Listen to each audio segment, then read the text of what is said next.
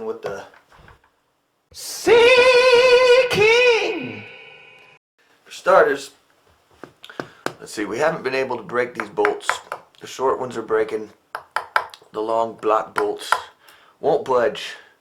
And one thing I know about this is like a $30 can of scary chemicals. You never spray this in your house. If you do, it will turn your living room into a unlivable toxic wasteland.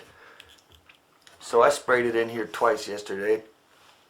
I'll not do that again. Let's see here, but it has sat overnight.